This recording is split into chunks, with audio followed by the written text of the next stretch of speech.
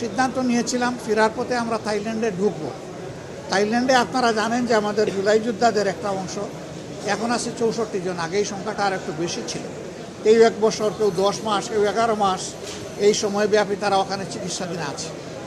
আমাদের একটা নৈতিক দায়বোধ আছে, একটা নাগরিক দায়িত্ব তাদের উপর আছে, একটা রাজনৈতিক অঙ্গীকার আছে। আমরা সেই অঙ্গীকারের মানবিকতার জায়গা থেকেই তাদেরকে দেখতে গিয়েছিলাম।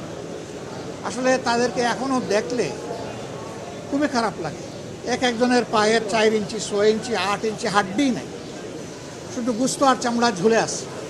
অনেকে প্যারালাইজড হয়ে গেছে, অনেকের বডি শুকিয়ে গেছে।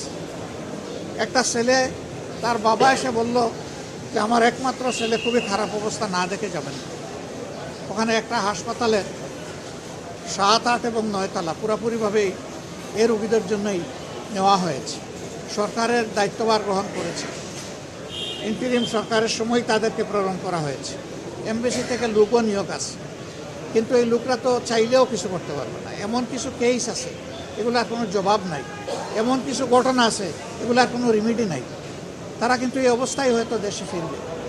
এর মাঝে একজন, সে বলল যে 1 সপ্তাহের ভিতরে আমার এই পাটা কেটে ফেলবে। একেবারে ক্লাস 9-এর ছেলে বলেই সে কেঁদে দিল। কিছু করার নেই। আমরা তাদেরকে শুধু সান্ত্বনা দিতে গিয়েছিলাম, তাদের কষ্ট আমরা ভাগাভাগি করতে গিয়েছিলাম, তাদেরকে এবং তাদের আত্মীয় স্বজনকে আমরা সান্ত্বনা দিতে গিয়েছিলাম। আমরা মনে করি রাষ্ট্রের অনেক দায় আছে, তাদের চিকিৎসা এবং পরবর্তী পর্যায়ে তাদের কাউন্সিলিংয়ের জন্য সরকারকে উদ্যোগ নিতে হবে, সাইকোথেরাপি দিতে হবে। শুধু যে আহত হয়েছে তাকে না, গোটা পরিবার ট্রমাটাইজড, গোটা পরিবারকেই সাইকোথেরাপি দেওয়া লাগে। অনেকে এখনও ঘুমাইতে পারে না, সারা রাত সারাদিন সজাগ ছটফট করে বিছনার মধ্যে।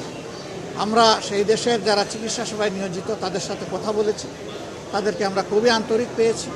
আমরা অনুরোধ করেছি যে তাদের সবটুকু দিয়ে যেন আমাদের এই কষ্টে থাকা লোকগুলোকে তারা সেবা দেন।